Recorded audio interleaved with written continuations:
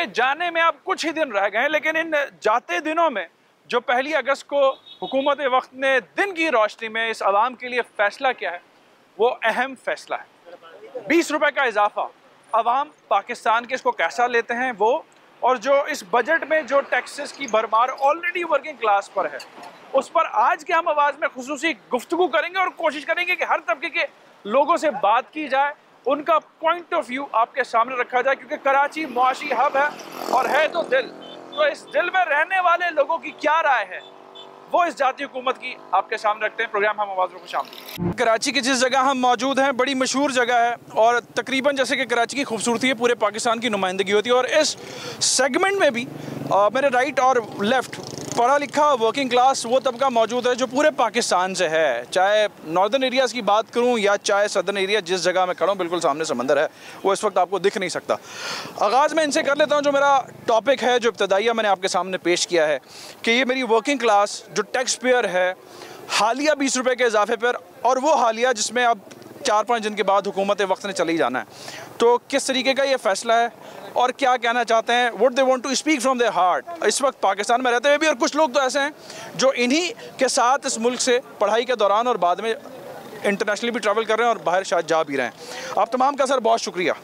Sir, हालिया जो development हैं, चाहे वो बजट हो, सैलरीड क्लास पर टैक्स हो, और फिर जाते जाते इस महीने के आगाज़ में जो हुकूमत का आखिरी तोहफ़ा हो, कैसा देखते हैं?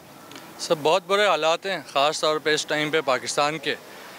कल ही मैं न्यूज़ में पढ़ रहा था कि सबसे ज़्यादा जो टैक्स है वो सैलरीड क्लास के ऊपर है, almost 2 times that of the importers exporters जो भी हमारी क्लास है। तो जितना इंक्रीज़ आता है वो हमारे ऊपर आता है, हमें ये बर्डन फेस करना पड़ता है। स्पेशली जो लास्ट 1.5 साल गुजरे, इससे पहले थोड़ा बहुत बिज़नेस भी मैं करता था साइड पे, अब तो बस जॉब ही कर सकते हैं। बिज़नेस के लिए ना इनकम है ना वर्किंग कैपिटल है, तो यही कह सकते हैं अल्लाह करे साफ़ और शफाफ इलेक्शंस हो जाएं और हमें सही बंदे को वोट देने का मौका मिले। वो सही बंदा कोई भी हो सकता है? कोई भी हो सकता है जी, वोट तो हम सबका अपना, लेकिन कंसिडरिंग के 80% तो अभी राइट नाउ एक ही बंदे के साथ खड़ी हुई है। ठीक है, and that 80% is with chairman PTI, right?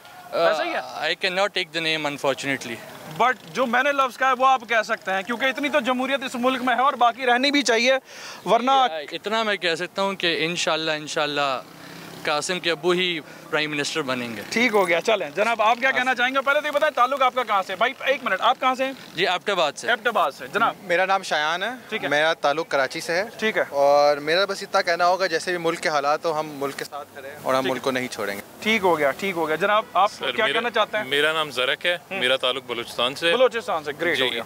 तो बेसिकली मेरा यही कहना होगा कि over the period of time हमारे मुल्क के हालात कुछ इस तरह बने हैं कि हम we are losing on the potential जो हमारा है। तो लुकिंग एट द फ्यूचर, हमारा if you have to move forward, तो the best thing that we could do is कि हमें मिल बैठ के इस मुल्क को आगे चलाना होगा, रिगार्डलेस के किन के क्या इशूज़ हैं। जो भी ऐवान इक़्तिदार में बैठे हैं उनको एक चीज़ का रियलाइज़ करना होगा कि ये जो नीचे अवाम है, यही उनकी ताकत है और यही उनको लेके आगे चलेगी। यही वोट देती है तो ये ऐवानों में जाते हैं, यही इनको आगे लेके चलेगी और इन्हीं का ही ख्याल करना पड़ेगा। अगर ये अवाम खुदा ना खास्ता नहीं रहेगी तो ये कहना मैं नहीं चाहूँगा, लेकिन उनके भी इक़्तिदार नहीं रहेंगे। ठीक हो गया। तो हम में से वो हैं और हम उनमें से हैं, तो ये बात एक समझने की है जो उनको समझनी चाहिए। ठीक है, बड़ी अहम बात ज़रक ने की है, जिनका ताल्लुक बलूचिस्तान से है। कराची वाले भाई कहते हैं कि जी वो यहाँ रहना चाहते हैं, उससे पहले वाले जो एबटाबाद के भाई हैं वो कहते हैं कि जी हम वोट देना चाहते हैं, और 80% लोग किसके साथ हैं? चेयरमैन पीटीआई के। उन्होंने बड़ी बाबांगे दौल बात की। अब ये चीज़ें रुक नहीं सकती। जनाब, पहले तो अपने ये बताइए कि ताल्लुक कहाँ से? कराची से ताल्लुक। कराची से। बिलाल असलम मेरा नाम है। ठीक है, तो बिलाल क्या कर रहे हैं? पढ़ रहे हैं, काम कर रहे हैं, नौकरी कर रहे हैं? काम कर रहा हूँ। काम कर रहे हैं। तो काम करना इस वक्त में आसान है? बहुत मुश्किल है, बहुत क्या मुश्किल है। लेकिन उसकी वजह सिर्फ ये हुकूमत नहीं है, उससे पहले की भी हुकूमतें हैं, और ये लोगों को समझना पड़ेगा कि सिर्फ ये हुकूमत का कसूर नहीं है, और ये पिछले 15-20 सालों का एक खासकर पिछले 10 सालों में, चलें 10 सालों में कुछ लोग ये कहते हैं कि जी जब से 80s के बाद से, जब हमारे यहाँ नून लीग, पीपल्स पार्टी और फिर कराची MQM या जमात, ये जब से सिस्टम शुरू हुआ है डिक्टेटरशिप से निकल के प्योरली, जो कि अभी भी है, अभी भी है, तो उसके बाद ये मामला ख़राब हुआ है। आज भी हम IMF के डिपेंडेंट हैं। आज ही डिपेंडेंट है, बिल्कुल। इसलिए तो आप देखें ना कि अभी किस तरह रो रहे हैं ये लोग कि पैसे आ जाएं, आ जाएं, आ जाएं। लेकिन आ भी गए तो कोई फ़र्क नहीं पड़ा। 2-4 अरब डॉलर के पीछे रोते रहते हैं। और बाकी आप इकोनॉमीज़ देखें, किसी श्रीलंका देख लें, वियतनाम देख लें, उनके रिजर्व 300 अरब 400 अरब हैं और हमारे 10-15 पे खड़े हुए हैं। 10-15 पे हम सुख का सांस लेते हैं। एग्जैक्टली, हाँ। और ये तो 4-5 पे चले गए थे आज से कुछ महीने पहले। तो उसके बावजूद हम ये बुरा हाल है। मतलब तो मेजर चेंज चाहिए कुछ। काम करने वाला जो है वो शदीद परेशानी में, जहाँ वर्किंग क्लास है। पिछले आप एक साल देख लेना कि जी वर्किंग क्लास पे तो ज्यादा टैक्सेस लग गए, सब पे लगे ओवरऑल ना। देखें आप, सेल्स टैक्स बढ़ गया 1%, 18% वो हो गया। ठीक है। बिजली आप देखें 20 रुपए यूनिट था इंडस्ट्री का, वो चला गया 50 रुपए पे। ठीक हो गया 4 महीने में। तो कैसे हर कोई काम करे? अच्छा, ये वाला तो इसी वाली हुकूमत का, ऐसे वो ये, हाँ, ये ऐसी ये इनका, ये इनका है। क्योंकि अगर हम भी इस तरह के कहेंगे पीछे वाला तो हम और सियासतदानों में कोई फर्क नहीं रहेगा। जनाब सर, पहले तो बताएं आप करते क्या हैं? मैं जॉब करता हूँ। ठीक है। और कराची से ही हूँ। ओके। तो सर क्या कहना चाहेंगे, हालात व वाक़यात, आपकी मईशत, हमारी मईशत किस तरफ जा रही है? अब 20 रुपये और बढ़ गए हैं पेट्रोल पे, तो वो आपको देखना पड़ेगा। जो मैक्रो इकनॉमिक कंडीशंस हैं वो इस तरीके से हैं कि गवर्नमेंट जो है, मेरा ख्याल है काफ़ी उसके पास ऑप्शंस कम है रिलीफ देने के। लेकिन अगर आप देखते हैं अवाम के लिहाज से जो सबसे ज़्यादा चीज़ उनको हर्ट करती है वो है इन्फ्लेशन। सो इन्फ्लेशन तो अपने पीक के ऊपर है। तो अगर आप बिज़नेस के लिए देखते हैं तो बिज़नेस को हर्ट करते हैं हायर इंटरेस्ट रेट्स। तो इंटरेस्ट रेट्स भी बहुत ऊपर हैं, बिज़नेस करना भी मुश्किल है, अवाम को रिलीफ देना भी मुश्किल है। और गवर्नमेंट ज़रा तक अभी यही देख रही है कहाँ से अगर वो टैक्स कलेक्शन कर सकती है ज़्यादा, तो सैलरीड लोगों पे ही टैक्सेस बढ़ा सकती है। ओवरऑल स्ट्रक्चर जो चेंज करना है वो मुश्किल है। शायद इनके पास टाइम कम है या अभी तक हमने किया नहीं, लेकिन ओवरऑल स्ट्रक्चर जो इकॉनमी का है जिसमें आप इंसेंटिव्स दें ताकि आपकी एक्सपोर्ट्स बढ़े, क्योंकि जब भी हमारी GDP बढ़ती है वो सस्टेनेबल नहीं रहती। अच्छा सर, जो लोग इस वक्त बरसर इक़्तिदार हैं, ये माजी में भी रहे हैं, जो आवत जावत हमारे यहाँ रही है स्पेशली 2008 के बाद, तो जो बातें आज की इनकी हैं वो हमने माजी में भी देखी हैं। IMF का पहला प्लान हो या अब वाला हो, इन्हीं लोगों की दस्तते मुबारक से हमारे सर पे आके पड़ा है। जब तक स्ट्रक्चरल चेंजेस नहीं आएंगी इकोनॉमी में, हमेशा ये वाला जो सर्कल है बार बार रिपीट होता रहेगा। बार बार आपको IMF के पास जाते रहना पड़ेगा। उसका सिंपल इशू ये है कि जब तक आप एक्सपोर्ट्स अपनी नहीं बढ़ाएंगे, एक्सपोर्ट बढ़ाने के लिए आपको स्ट्रक्चरल चेंजेस करनी पड़ेंगी। एक्सपोर्ट्स नहीं बढ़ेंगी, आपका कैट जो है, आपका करंट अकाउंट डेफिसिट है, अभी थोड़ा बहुत ज़बरदस्ती थोड़ा बहुत पॉजिटिव किया हुआ है, लेकिन ओवर द लॉन्ग रन जब इंपोर्ट्स आपको बढ़ानी पड़ेंगी इकॉनमी को चलाने के लिए, GDP को बढ़ाने के लिए, तो अगेन उसी ट्रैप में हम आ जाएंगे। आपने बात की कि वर्किंग क्लास ही को मजीद टैक्स बर्डन किया गया, और वो नंबर में भी हमने देखा है। डॉक्टर साहब को मैं सुन रहा था बजट के बाद कि जी 100 अरब रुपए का सोचा था, 15 अरब, सिर्फ 15 अरब लगाए हैं वर्किंग क्लास के ऊपर। सलमानी चादर यही है जो कि अगर आपने उतारनी है वो स्ट्रक्चरल चेंजेस हैं जो इनको करनी है, वरना जो एग्जिस्टिंग जो टैक्सेस पे कर रहे हैं उन्हीं से ही टैक्सेस बढ़ाते रहेंगे। टैक्सेस कलेक्शन का भी इनको इश्यूज है। वैसे ही ब्रेन ड्रेन बहुत हो रहा है इस मुल्क के अंदर, तो वर्किंग क्लास को भी चाहते हैं कि जी आप भी टिकट पकड़ें और जाएं जहाँ के दूसरी अपॉर्चुनिटीज देखें। अगर इंसान जो रैशनल बीइंग है वो देख रहा है जहाँ पे उसके बेनिफिट ज़्यादा हैं, डिग्री अच्छी है, उसको जॉब मिलेगी बाहर, तो चला जाएगा। जा रहे हैं सर, ये सिलसिला ऐसे ही हो रुक नहीं रहा है। तो इस चीज़ को आप कैसा देखते हैं? क्योंकि मोस्टली यंगस्टर से जब तक जिन से हमारा इंटरेक्शन अब तक हुआ है, तो वो तो इसी उसमें है कि जी अच्छी अपॉर्चुनिटीज़ नहीं है यहाँ पर, स्ट्रक्चर नहीं है, और जो एक भेड़ चाल है हमारे सियासी ख़ानदानों में, तो वो तो उनको एक्सेप्टेबल ये नहीं है सिस्टम। होप कम होती जा रही है यूथ में, इतनी होपफुल नहीं है वो पाकिस्तान के फ्यूचर के बारे में, क्योंकि जो चीज़ें पढ़ रहे हैं, देख रहे हैं, बाकी मुल्कों के इकोनॉमिक कंडीशंस भी देख रहे हैं, जो कि ओवरऑल अभी आजकल पूरे ओवरऑल ग्लोबली इकोनॉमी काफ़ी अंडर प्रेशर है। बट स्टिल हमारे जैसे प्रॉब्लम नहीं है, हमारे सीवियर प्रॉब्लम, हमारे प्रॉब्लम्स इस तरीके से हैं कि अभी हम कह रहे थे सर डिफ़ॉल्ट हो जाएंगे, डिफ़ॉल्ट होने से बच गए हैं, फिर कह रहे हैं नहीं फ्यूचर में दोबारा ये कामिल यकीन हो जाता है कि अल्लाह की ज़ात है जो मुल्क को चला रही है, बाकी नीचे तो मुझे तो किसी से उम्मीद नहीं है, मेरे जैसे आम आदमी को, क्योंकि मैं भी वर्किंग क्लास का एक बंदा हूँ, लेकिन बदकिस्मती से अपना मामला तो नहीं डिस्कस कर सकता। तो इन लोगों से जो बातचीत हो रही है इसमें आप अंदाज़ा कर सकते हैं कि हम सब की स्टोरी क्या है। जी यही स्टोरी है। ऑफ कोर्स इतना मुश्किल नहीं है प्रॉब्लम्स को आइडेंटिफाई करना। आई थिंक कि मेरे ख्याल से अपना टैक्सेशन सर बड़ी अनफेयर है। हम लोग आज अपने जो जॉब कर रहा हो, जो अपना कारोबार कर रहा हो, चाहे किसी भी वॉक्स ऑफ लाइफ से हो, वो आपने आजकल उसके ज़राए आमदनी जो भी हो और जितना भी वारंट कर रहा हो, लेकिन हम लोगों को एक बहुत बड़ा चैलेंज है कि हम अपने सोशल स्टेटस को जो है उसको एक एलिवेट नहीं कर पा रहे हैं, उसको एक लेवल ऊपर नहीं लेके जा पा रहे हैं। सो सर ये एक बड़ी बदकिस्मत बात है कि मुल्क का ऐसा टैलेंट जो है वो ज़ाया होता है। इसी चीज़ को आप ब्रेन ड्रेन भी कहते हो। कि हम लोग किसी कोई भी मुल्क छोड़ के दिल से नहीं छोड़ के जाना चाहते, बट क्या करें, हालात मजबूर कर देते हैं आपको, बिल्कुल ऐसा है। और सर यही है कि अपना बट ये हमेशा हमें सिल्वर लाइनिंग पे होप करना चाहिए। एक भाई ने कहा कि मैं यहाँ रह के सर्व करना चाहता हूँ, लेकिन जब कम्युलेटिवली सबसे बातचीत होती है तो एक माइंडसेट यही है कि हालात तब्दील होते हुए नहीं दिख रहे। तब्दीली का नारा ज़रूर लगाया गया, वो चीज़ हमने होती हुई भी देखी, लेकिन वो एक शायद बबल था, क्रिएट हुआ, बर्स्ट हो गया। तो वो एक मिसरा है कि पहुंची वहीं पे खाक जहाँ का खमीर था। तो अब ज़रा आप क्या कहना चाहते हैं? ये मेरे ख्याल से हमारे सिस्टम का सबसे बड़ा मसला है कि हम लोग कोई जितना मर्जी चेंज करने की कोशिश करें वो नहीं हो पा रहा, और उसकी मैं अब किसी को ब्लेम नहीं कर सकता, मगर बहुत ऑब्वियस रीजंस हैं उसकी कि यार कौन रेजिस्ट करता है ये सिस्टम उस चीज़ को, उस चेंज को। तो मेरे ख्याल से यार सबसे बड़ा जो अभी मसला है, जिस तरह आपने बात की, आपने होप किल कर दी अपनी नई जनरेशन को, आपने पूरी जनरेशन लूज़ कर रहे हैं। तो मैं खुद हम लोग मतलब टॉप ग्रेजुएट्स हैं पाकिस्तान के बिजनेस IB के, मगर हमें यहाँ पर यकीन नहीं है, हमें जॉब्स का वो नहीं है जो मैं कमा रहा था आज से 2-3 साल पहले। आज डॉलर टर्म्स में या रियल वैल्यू में मेरी इनकम उतनी नहीं है, मैं नीचे की तरफ जा रहा हूँ। हालांकि मैं प्रमोट हो रहा हूँ मगर मेरी इनकम ओवरऑल नीचे जा रही है। दूसरा ये कि अब हमें होप भी नहीं है कि यार यहाँ पर कोई पता नहीं कल क्या हालात होते हैं, वो स्टेबिलिटी नहीं है, उस चीज़ पे काम करना चाहिए। आपकी गवर्नमेंट, मुझे नहीं पता इसका क्या हाल है, इसके आप और किस तरफ जाएगी ये भी नहीं पता। और दूसरा ये कि यहाँ पर वोट देने वाला नहीं मसला, यहाँ पर वोट जो काउंट करता है वो डिसाइड करता है कि यार क्या होना है क्या नहीं होना। तो आपने अवाम से वो चीज़ ले ली। और दूसरा ये कि इससे बड़ी बात ये कि आपके अदालत एक बात करती है, दूसरा चीफ हाई कोर्ट एक बात करता है, सेशन कोर्ट दूसरी बात करता है। तो it's totally a mockery of our justice system. अगर आपने कानून का भी मजाक उड़ा दिया, इकॉनमी का आपका वैसी ही हाल है, तो फिर आप might as well call it a failed state. Failed state बड़ी स्ट्रॉन्ग टर्म है, लेकिन इस जवान की ये बात बड़ी ही दुरुस्त है। हाँ, अगर कुछ अलकाबात में जो है वो कमी रह गई हो तो ऑनरेबल का लफ्ज़ मैं लगा देता हूँ, क्योंकि हमारे काम में ये चीज़ें बड़ी काउंट की जाती हैं कि जी कहीं किसी की जो है वो हम शान में गुस्ताखी ना कर दें। बट हकीकत यही है, ग्राउंड रियलिटी यही है जिसे बारहा हम रिपोर्ट कर रहे हैं। लेकिन एंड ऑफ द स्टोरी ये होता है कि जी 2 लोगों को बिठा लें, गपशप करा लें, ब्रेक ले लें और अल्लाह हाफिज़ कर जाएं। लेकिन ये जो रियल क्राउड है ना, जिसका कंट्रीब्यूशन है, जो इस मुल्क से बाहर जाने की सोच रहा है, ये उन तमाम अरबाब इख्तियार के लिए एक सवाल निशान है कि अगर ये सब लोग चले गए तो फिर क्या घास फूस और जंगलों के ऊपर हुक्मरानी करनी है। इंसानों का बड़ा कंट्रीब्यूशन है। जनाब, आप क्या कहना चाहेंगे?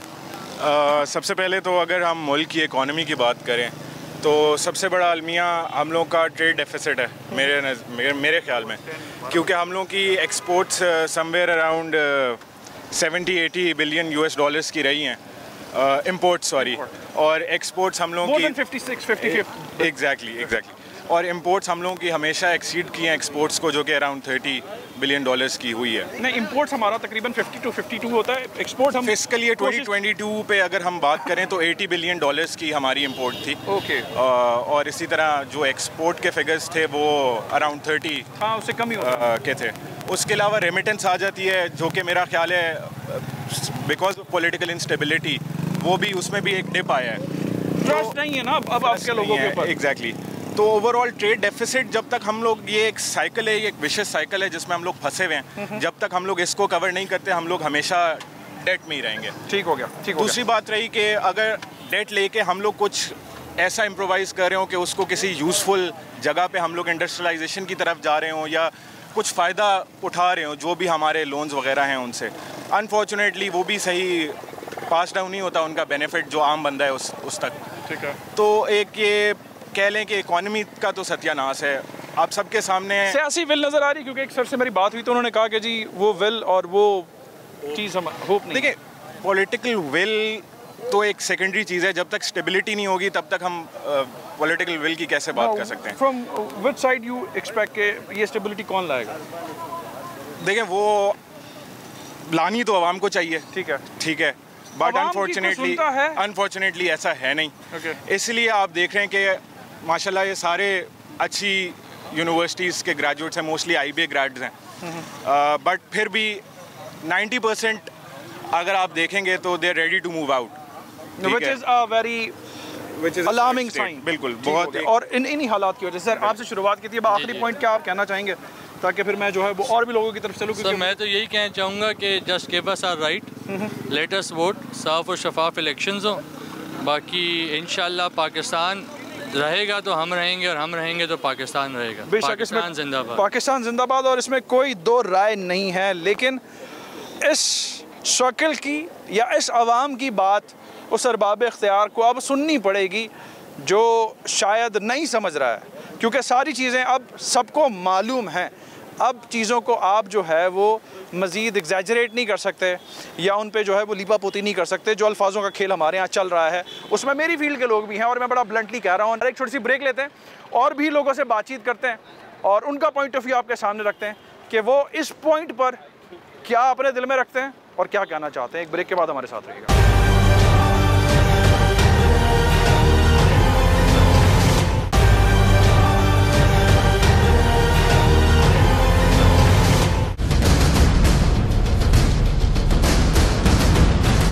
वेलकम बैक नाजरीन। इस वक्त एक यंगस्टर मेरे साथ मौजूद है जो कि इंफॉर्मेशन टेक्नोलॉजी की फील्ड से है। ही रिक्वेस्टेड, अब जब हमने बताया कि हम इसी से बात करें तो ये अग्रीड के वो कहना चाहता है। वो क्या कहना चाहता है पहले मैं उसका नाम पूछता हूँ। सर बहुत शुक्रिया पहले तो आपने विल शो की, क्योंकि कुछ लोग तो जो है वो एक्सक्यूज ही कर लेते हैं। अपना पहले तो नाम बताइए। मेरा नाम है हुसाम हबीब। हुसाम, क्या करते हैं आप? मैं आईटी इंडस्ट्री से बिलोंग करता हूँ। मैं डेटा इंजीनियर हूँ। डेटा इंजीनियर हैं, कराची के ही हैं या किसी और जगह? मैं बेसिकली इस्लामाबाद से बिलोंग करता हूँ और मैं कराची में करंटली जॉब कर रहा हूँ। तो जॉब के वजह से आप यहाँ पर? जी बिल्कुल, जॉब के लिए। तो कैसी चल रही है जॉब? जॉब अल्हम्दुलिल्लाह बहुत अच्छी जा रही है। चलो अल्हम्दुलिल्लाह, and wish you all the best. Thank you. Working class, 35% taxes, Dar sahab के वादे वही, लेकिन अब तो जाते जाते भी 20 रुपए का मजीद पेट्रोल बढ़ गया। क्योंकि एक तो हो कि जी वर्किंग क्लास हो यहीं रहती हो तो उसके इतने एक्सपेंसेस नहीं होते जितने दूसरे तरफ वाले के होते हैं। तो जरा मुझे बताना कैसी जिंदगी गुजारी है? Well first of all when I came here मेरा एक्सपीरियंस था, मतलब लाइक एक आप थॉट प्रोसेस लेके आते हो, आप आते हो, आप कहते हो कि चलो यहाँ पर जाएंगे, किसी दूसरे शहर में जा रहे हो, आप कुछ कमा के चलो कुछ सेव करके घर भेजोगे। बट और शहर भी वो जो पोर्ट सिटी हो, बिल्कुल इकोनॉमिक एक्टिविटी का हब हो, बिल्कुल ऐसा। इंडस्ट्री बढ़िया है, इंडस्ट्री एक एज कम्पेयरिंग टू इस्लामाबाद एक बहुत बड़ी इंडस्ट्री थी, इसी वजह से हम यहाँ पर आए थे। But after coming over here I am sorry to say I don't feel good over here, क्योंकि वही बात है, पेट्रोल की मेरे पेट्रोल के पैसे नहीं पूरे हो रहे, मेरे बाकी चीज़ों के पैसे नहीं हो रहे। अभी हमने खाना खाया है, एक रोटी की प्राइस जस्ट वाइल्ड गैस कितनी होगी? No idea. It costed us 50 rupees for a single roti. ठीक है। So a single roti is so 50 rupees, मतलब लाइक अब पहले हम क्लास वाले के लिए 50 रुपए भी अहम है, जो बिल्कुल मजदूर तबका है, बिल्कुल वो कितने की रोटी कमा रहा होगा। जहां माजी में कुछ हमें दस्तरखान वाला सिस्टम भी दिखाई दिया गया, सब्सिडी की बात जरूर हो रही है प्राइम मिनिस्टर साहब की तरफ से, लेकिन अभी तक कोई चीज़ मटेरियलाइज होती हुई हमें आवाम के हवाले से नहीं हो रही। हाँ, जाते जाते पेट्रोल जरूर 20 रुपए और बढ़ गया। बिल्कुल बिल्कुल, पेट्रोल बढ़ गया है। और ये मतलब आप गरीब तबके के लिए देखें कोई रिलीफ नहीं है। जहाँ हमारे लिए 50 रुपए की रोटी लेना बहुत मुश्किल है, वहाँ पे गरीब आदमी कोई दुआ क्या सोच भी नहीं सकता। ठीक हो गया, वो तो बिल्कुल नहीं सोच सकता कि मतलब अब इसको छोड़ें। बिल के ऊपर जब मैंने बिल देखा, पहले तो बिल आया हमारे पास, मतलब हमें एक था कि इतना बिल आएगा हमारा। जब बिल आया, बिल के ऊपर 13% टैक्स था। ठीक है। अब टैक्स देखने के बाद फिर वही बात है कि हमारे तो जज्बात बदल गए, दुनिया बदल गई हमारी, कि भाई ये तो this is something different, this wasn't something. अच्छा, अब ये हुकूमत जा भी रही है, कुछ दिनों की मेहमान है, तो आवाम के जज्बात और मामलात बदलेंगे अगले इलेक्शन में या वो मजबूरी रहेंगे, जैसा कि हमारी मजबूरियों का फायदा कोई और ही उठाता है? Well you always hope for the best but can't say nothing now. अच्छा। क्योंकि हमारे साथ अब देखें कई सालों से ये चलता आ रहा है, हम कोई पिछले 20-30 साल बस ऐसे ही यही चल रहा है कि नेक्स्ट हुकूमत आएगी, बेहतर हो जाएगा। मुझे वो वाइब भी आ रही है कि यंगस्टर मेरा डीमोटिवेटेड है। ऐसा तो नहीं है कि अगर अपॉर्चुनिटी की अच्छी मुल्क से बाहर मिले तो चले जाओगे? Totally, I will totally go for it. You don't trust हुकूमत, हमारी ब्यूरोक्रेसी, हमारा जो भी सिस्टम है? Not at all, not at all. चाहे कोई भी, नो नो नो, बिल्कुल कोई भी आ जाए, बिल्कुल अब तो बिल्कुल बहुत डिसहार्ट हो गए हैं, बहुत डिसहार्ट हो गए हैं। ठीक हो गया, और भी लोग हैं। Thank you very much and all the best यार, स्टे सर कैसे हैं आप? ठीक है अल्हम्दुलिल्लाह। काम करते हैं, कारोबार करते हैं? मैं बिजनेस करता हूँ। बिजनेस करते हैं। बिजनेस सर कैसा चल रहा है? पिछले 1-1.5 साल से तो बहुत बुरे हालात हैं, बहुत बुरे हालात हैं। वजह जान सकता हूँ? वजह हुकूमती, जैसे कि इन्होंने एलसीज बंद की हुई थी, इंपोर्ट हमारी हो रही नहीं थी, एक्सपोर्ट हमारे पास है नहीं, डॉलर की इन्होंने शॉर्टेज लगाई हुई थी। अब कई ऐसी इंडस्ट्रीज हैं जिनके लिए इंपोर्ट रॉ मटेरियल लाजमी है कि उनकी मटेरियल तैयार होगा, फिर उस इंडस्ट्री से कई हमारे जैसे छोटे मोटे वेंडर जुड़े हुए होते हैं। जब एलसीज नहीं आ रही, उनका काम नहीं चल रहा, तो ऑटोमेटिकली हम डिस्टर्ब हैं, फिर हमारे नीचे जो लोग हैं, ये पूरी इस तरह चेन सिस्टम, पूरा का पूरा चेन सिस्टम। सर अब ये चेन सिस्टम 20 रुपए के इजाफे में जाते जाते इसको कैसा देखते हैं आप? ये आप इस वक्त सिर्फ पेट्रोल की बात कर रहे हैं, चले जी ये तो हम मान लेते हैं कि पेट्रोल हमारी इतनी पैदावार नहीं है, इसको हम बाहर से इंपोर्ट करते हैं। लेकिन बदकिस्मती की बात यह है कि पाकिस्तान जो कि बुनियादी तौर पर एक ज़रूरी मुल्क कहलाता है, उस ज़रूरी मुल्क के अंदर अगर आटा अभी से 170-80 रुपए किलो मिल रहा है, जैसे हमारे भाई ने बात की 50 रुपए की रोटी, पेट्रोल को आप रो रहे हैं 170 रुपए किलो आटा, जो कि ज़रूरी मुल्क है, उसके लिए इससे बड़ा जुल्म क्या होगा। चीनी जो हमारी खुद की पैदावार है वो 160 रुपए किलो है, इस पे डॉलर का क्या इम्पैक्ट है, ये तो जरा आवाम को बता दें। आवाम को तो उन्होंने अजीब मंदिर की घंटी बनाया हुआ, जो आता बजा के चला जाता है। अब जिस तरह ये नौजवान अभी लास्ट टाइम बात कर रहे थे, अब मैं देख रहा हूँ कि आप कह रहे थे कि यूथ डिमोटिवेट हुई है, वो डिसअपॉइंट होगी, वो क्यों हुई है। मुझे मिसाल याद आती है कि आप जू में जाए ना, चिड़ियाघर में, वहाँ एक छोटा सा हाथी का बच्चा लाते हैं, उसके पाँव में एक जंजीर बांध देते हैं, वो छोटा होता है, वो जंजीर को खींचने की कोशिश करता है, वो जंजीर नहीं टूटती, वो फिर वो देख कामत हाथी बन जाता है, लेकिन उसके जहन में एक बात बैठ चुकी है कि ये जंजीर मुझसे नहीं टूटेगी। यही हाल हमारी कौम का है। कहते हैं कि कुछ भी नहीं होने वाला, अब ये कहते हैं शहबाज शरीफ, लेकिन ये जो हो रहा है ये ऊपर बैठने वालों के लिए एक तगड़ी घंटी बजा चुका हुआ है कि अगर सब चले जाएंगे तो फिर उन्होंने क्या जानवरों और दरख्तों और घास फूस के ऊपर हुकूमत करनी है। जी बिल्कुल, ये असल में जो हमारी जो कौम है ना, हम आपस में एक दूसरे के लिए बेइज्जत हैं। हमें अपनी ना, हमें जो चोर है ना वो भी अपना मुखालिफ ही लगता है, जो अपनी पसंद का लोग बंदा है ना वो हमें चोर नहीं लगता। और ये बड़ी मॉरल करप्शन की बड़ी एग्जांपल है। सब क्या करते हैं पहले तो बताइए। मैं एमबीबीएस का स्टूडेंट हूं, मेडिकल का स्टूडेंट हूं। तो डॉक्टर साहब बताएं ना, ये हालात और हालात की संगीनी को डॉक्टर कैसे देख रहे हैं? ऐसे हैं कि आपको मैं बताऊं, अभी ऑलमोस्ट 80% मेडिकल स्टूडेंट्स ऐसे हैं जो अभी से लैब और यूएसएमएलई की तैयारी कर रहे हैं। वो ये सोच रहे हैं कि हम इस पाकिस्तान में रहना ही नहीं है जो ऐसे हालात है यहाँ। ठीक है, क्योंकि जब आप अभी पेट्रोल का जिक्र कर रहे थे, जब वो महंगा होता है तो एक गरीब आदमी के ऊपर इसका इम्पैक्ट पड़ता है और पूरे पाकिस्तान की मौशत के ऊपर पड़ता है। और देखें, ये गलतियां कोई और करता है और सजा आवाम को करती है। ठीक हो गया। कुर्बानी हमेशा आवाम को देनी पड़ती है, जबकि गलतियां और फायदे जो है वो हमेशा हमारी लीड क्लास या जो हमारे पॉलिटिशियंस है वो उठाते हैं। आप देखें कि जो भी इलेक्शन होते हैं, बेशक अभी पीटीआई को कोई लोग सपोर्ट करते हैं कि वो टीम आके चेंज करेगी पाकिस्तान को। आप उठा के देखें 70% लोग वही होंगे जो पहले नून लीग के साथ इलेक्शन लड़ते थे या पीपल पार्टी से। इलेक्टेबल्स, ठीक हो गया। उन लोगों ने क्या चेंज करनी है जो 70 साल से पहले वही काम कर रहे हैं, जो कभी पीपल पार्टी के साथ आ जाते हैं, कभी नून लीग के साथ आ जाते हैं, चेहरे तो वही हैं। तो अगर वो लोग 70 साल से जो पॉलिसीज बना रहे हैं उनकी वजह से चेंज नहीं ला सके, तो वो आगे क्या चेंज लेके आएंगे। तो इसके ऊपर बहुत ज्यादा तवज्जो देने की जरूरत है और आवाम को जागने की जरूरत है। एक तो हमारी कौम का मैं कहना चाहूंगा आवाम वैसे जागी। आप जैसे लोगों से बात करता हूँ तो मुझे भी थोड़ी सी मोटिवेशन आती है कि यार कुछ अच्छा हो जाएगा हमारे साथ। लेकिन फिर आवाम है ना, उसका हाफजा बहुत कमजोर है हमारी कौम का। वो बहुत जल्द भूल जाती है कि इस सियासतदान ने हमारे साथ क्या किया या आगे भी वही करेगा। तो इनको थोड़ा सा बेदार होने की जरूरत है और इसको लॉन्ग टर्म लेके चलने की जरूरत है। ठीक हो गया, ठीक हो गया।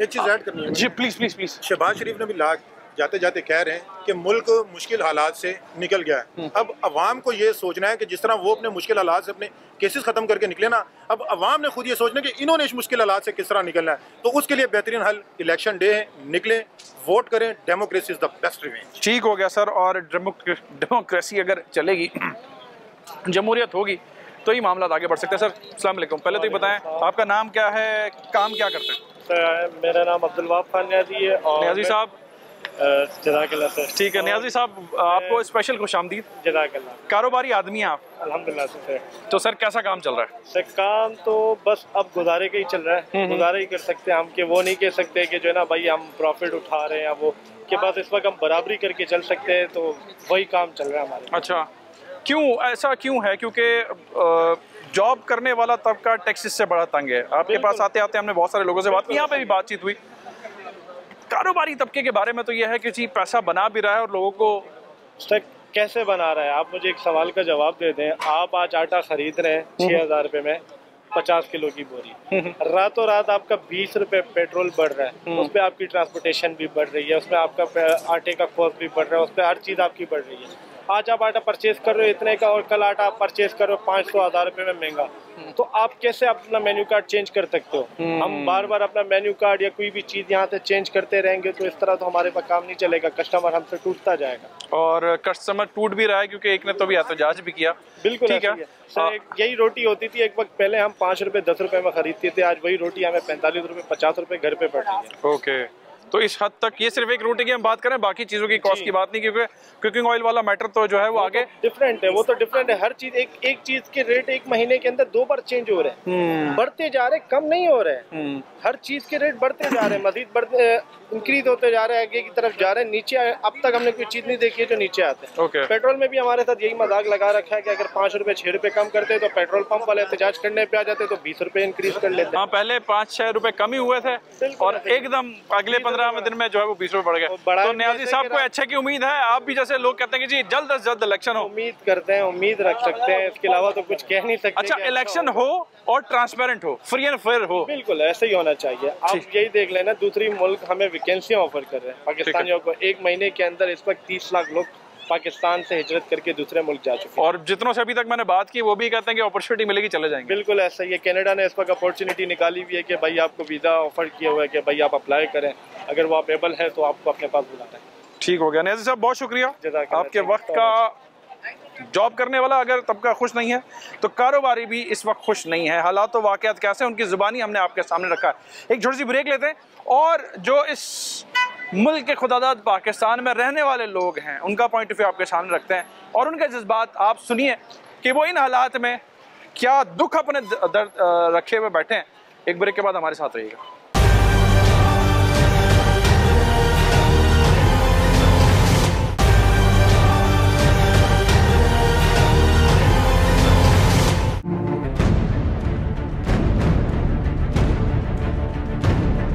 वेलकम बैक नाज़रीन। एक फैमिली हमारे साथ मौजूद है और उनसे हम बात करते हैं और उनका पॉइंट ऑफ व्यू आपके सामने रखते हैं। बहुत शुक्रिया आप तमाम का। पहले तो ये बताइए कि एक फैमिली टाइम यहाँ पर है, हालात ऐसे हैं कि हमारी फैमिलीज कराची में फ्रीली एंजॉय कर सकें? नहीं, बिल्कुल नहीं। बहुत इन्फ्लेशन है, बहुत हालात खराब है, महंगाई बहुत है। हम लोग खुद इतनी जमा कर करके किस तरह से आते हैं, थोड़ा टाइम अच्छा स्पेंड करने के लिए आ जाते हैं, और लेकिन किस तरह से मैनेज करें बहुत मुश्किल हो रहा है। ओके, खवातीन स्पेशली घर की ये चीजें मैनेज करती हैं, तो आंटी जरा आप बताएं ना, इन्होंने तो ये बात कही कि हालात महंगाई की वजह से बड़े परेशान कौन है? परेशान तो होंगे ही ना बेचारे, जो रोज की रोटी खाते हैं उनकी तो रोज की रोटी भी नहीं बनती है। ओके, हम तो फिर यहाँ आके खा रहे हैं, इस तरह से खा रहे हैं जैसे भी खा रहे हैं। ओके, बेचारा गरीब आदमी जो रोज की कमाता है वो कैसे खाता है? ओके, उसके लिए हालात मुश्किल हैं। उसके लिए तो मुश्किल, खुदकुशी कर लेता है बेचारा। आप वैसे इन हालात को, इस पॉइंट पर आने का जिम्मेदार किसको समझती हैं? गवर्नमेंट, सरकारी लोग ही हैं, ये सियासत ही है? गवर्नमेंट तो है, हम पब्लिक खुद भी बहुत बड़ी, सारे मुल्क तरक्की कर रहे हैं, खुद ही अपने पाँव पे कुल्हाड़ियाँ। एक मिनट जी बहन, आपकी सारे मुल्क तरक्की कर रहे हैं, हम ही बैकवर्ड्स जा रहे हैं। आपको देखिए डॉलर कितना महंगा है, इतनी महंगाई है, कोई खाने पीने के यहाँ चावल आई थिंक तो खत्म होने वाले, चीजें खत्म होने वाली है। हम से कहाँ जा रहे हैं? हम लोग खत्म नहीं हो रही, महंगी बहुत हो रही है। खत्म ही हो जाएंगे ना, एक टाइम आएगा कि विल एक्सपोर्ट। ओके, हम तो यहाँ रखेंगे नहीं।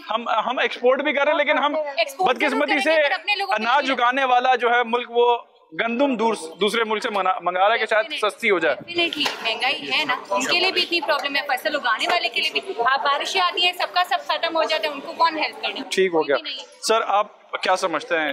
ये समझता हूँ ये एक कलेक्टिव चैलेंज है, क्योंकि प्रूडेंस एक ऐसी चीज़ है जो हमारी पब्लिक जो है यहाँ पे फॉलो नहीं करती। और ये अभी का मसला नहीं है, ये सालों का मसला है, जब से ये कंट्री बनी है, ठीक है। स्पेशली पिछले 40 सालों में कुछ ऐसा ही हुआ है कि हमारे जो फाइनेंशियल क्राइसिस हैं वो बढ़ते ही जा रहे हैं। But at the same due to our mismanagement, but at the same time जो if we look at the other end of the spectrum, आप देखेंगे कुछ हमारी पॉपुलेशन ऐसी है जिनके पास बहुत सॉलिड परचेसिंग पावर, ठीक है, तो वी सेंड एन इमेज के यार लोगों के पास तो पैसा है, but at the same time a larger chunk of our population are below poverty, right, तो उसको कोई एड्रेस नहीं करता है। तो ये एक बर्ड्स आई व्यू से अगर देखें तो it's a very micro mismanaged sort of challenge that we are facing for last 30-40 years, and you are hopeful कि मैनेज हो सकता है? इससे नहीं हो सकता, बिल्कुल नहीं हो सकता, क्योंकि ये देखा जाए तो एक तरह से ना इट्स एन इंडिविजुअल रिस्पांसिबिलिटी। ठीक हो गया, you need to set your stepping stone, right. और आप ही जो है वो इस तरह शो कर, like if I have the capacity और मैं 1 करोड़ की गाड़ी लेके घूम रहा हूँ, ठीक है, तो इमेज यही होगा कि अगर मैं इस शहर में रह के 1 करोड़ की गाड़ी लेके घूम रहा हूँ तो बाकी भी घूम सकते होंगे, आइडिया नहीं आएगा खरीदने का शायद, right. So this is what happens, right.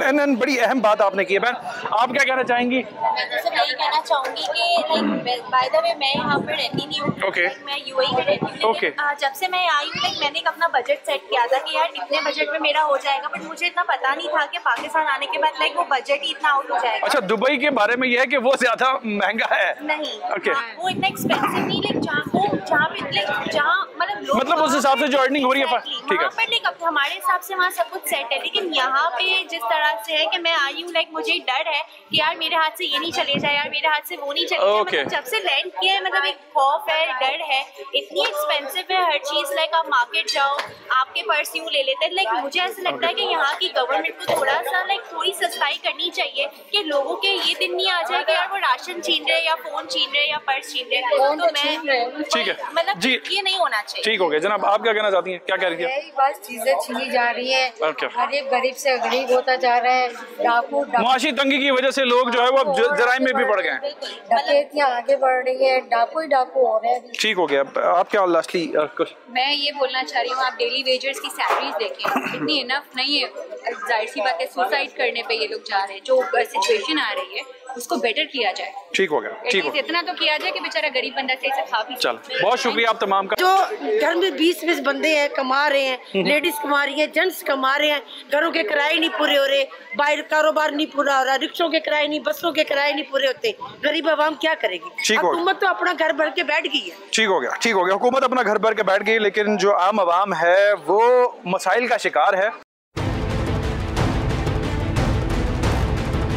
Programme के इस हिस्से में हमारे साथ अदील अहमद खान मौजूद हैं। खान साहब पेशे से चार्टर्ड अकाउंटेंट हैं और जो हालिया हुकूमती इक़दाम है जो टैक्सेशन के हवाले से डार साहब की बजट स्पीच में हमने देखा है कि वर्किंग क्लास तो उसके हवाले से काफ़ी एक्टिवली एक ऐसे अलाइंस का हिस्सा हैं जो काफ़ी वोकल है और बड़ी जेन्युइन बातें अपनी कर रहा है कि फेयर टैक्सेशन का सिस्टम इस मुल्क के अंदर लाया जाए और अब तो ला ही लिया जाए, जबकि IMF के हवाले से भी बड़ी हुकूमत कह रही है कि जी उस तरफ की पॉलिसीज़ बड़ी टाइट है जिसको उन्होंने फॉलो करना है और उसको फॉलो करते करते हम इस पॉइंट पर आ गए हैं। तो अदील भाई बहुत शुक्रिया टीम हवास को आपने वक्त दिया है। पहले तो ये बताइए कि क्या वजह हुई कि इतने सारे लोग आपके साथ आके जुड़े और ये अलाइंस काफ़ी एक्टिव हमें दिखाई दे रहा है? बेसिकली ये सोच जो है ना ये हमारी पिछले साल से ही शुरू हो गई थी जब मैक्सिमम टैक्सेशन जो है वो 22 पॉइंट मतलब मैक्सिमम तो 32.5 ही था, बट एकदम 10% का उन्होंने जंप हमारा हुआ था 2021 में 22.5 से 32.5% हो गया था। लेकिन बात वही है कि कोई सुनवाई नहीं थी, कोई हमारे पास ऐसा प्लेटफॉर्म नहीं था जिस पे बात कर सकें। इंडिविजुअली तो सब बात किया करते थे, बट इस दफ़ा भी जब डार साहब ने स्पीच दी तो उस वक्त सैलरी के टैक्स के ऊपर कोई बात नहीं थी और काफ़ी लोगों ने सुकून का सांस लिया था कि चलें बच गए। लेकिन अचानक जो है वो लास्ट डे स्पीच पे उन्होंने जो है ना एक अजीब धमाका किया कि हम 2.5% बढ़ाने। बेसिकली 2.5% के ऊपर ये सारी एक्टिविटी नहीं है। थोड़ा सा मैं इंट्रोडक्शन करा दूं कि जो हमारा सैलरी क्लास अलाइंस बना वो हमारा डिफरेंट फोरम्स पर अवेलेबल है, जो व्हाट्सएप और फेसबुक और ट्विटर, और इसमें हमारे हर प्रोफेशन से लोग हैं। हमारे पास जो है वो लॉयर भी हैं और दूसरे प्रोफेशन से भी हैं। और हम ख्याल लोग एक जगह जमा इसलिए हुए कि हम लोगों ने सोचा कि किसी ना किसी स्टेज पर तो किसी ना किसी को आवाज़ उठानी है। तो बेसिकली हम में से किसी को भी कोई फेम या किसी इस तरीके से की ज़रूरत नहीं है, कोई ज़रूरत नहीं है, बस एक हमारा एक प्लेटफॉर्म होना चाहिए। तो हम ख्याल लोग जमा होते गए, फिर वो चीज़ हम व्हाट्सएप पे लेके आए और हमारे साथ लोग जुड़ते गए। सोशल मीडिया के तकरीबन 2000 से ऊपर हमारे इसमें मेंबर्स बन गए। लेकिन इसमें 1000 का भी मामला नहीं है, जो घर में बैठा हुआ है वो भी हमारी बात से मुत्तफ़िक़ है। जस्टिफाइड टैक्स होना चाहिए, सिर्फ एक तबके के ऊपर आप बोझ नहीं डाल सकते। ये बात तो बहुत पुरानी है, लेकिन ये एक अलग लंबी बहस है कि किस किस के ऊपर टैक्स आ सकता है। हमारी सैलरी क्लास की इनकम बैंक अकाउंट में आने से पहले उसके ऊपर टैक्स कट जाता है, यानी टैक्स कट के हमें पैसे मिलते हैं और उसमें कोई डिडक्टेबल अलाउंसेस नहीं है। हालांकि अगर इनकम आप देखें कंपनी की तो उसके नेट प्रॉफिट के ऊपर टैक्स लगता है, उसको तमाम एक्सपेंसेस डिडक्ट करने के बाद जो भी प्रॉफिट बचता है उसके ऊपर टैक्स लगता है। तो ये सोच हमारी भी है कि इस पर टैक्स क्रेडिट भी ख़त्म हो गए पिछले दफ़ा, कि जो जायज़ अलाउंसेस हैं जिसमें हमारे मेडिकल अलाउंसेस हो सकते हैं, एजुकेशन अलाउंसेस एक्सपेंस होते हैं, वो डिडक्ट हों, उसके बाद जो अमाउंट बचता है उसके ऊपर टैक्स ले लिया जाए। तो बहरहाल एक मैक्सिमम साइड पे 35% टैक्स किसी भी हमारे इंडस्ट्री में नहीं है और जो कॉरपोरेट का है वो भी 29% है। तो आप ये सोचें कि एक वो तबका जो सुबह से शाम तक अपनी बसर के लिए सुबह, अच्छा हम 35 भी बात ना करें, हम 1 लाख कमाने वाले की बात कर लें तो 12.5% उसके ऊपर टैक्स है। हम लोगों ने फाइनेंस मिनिस्टर को भी लिखा है। प्राइम जवाब को उन्होंने दिया, देखिए जवाब तो कोई नहीं आना, अगर वो वसूल भी कर लें तो काफ़ी है।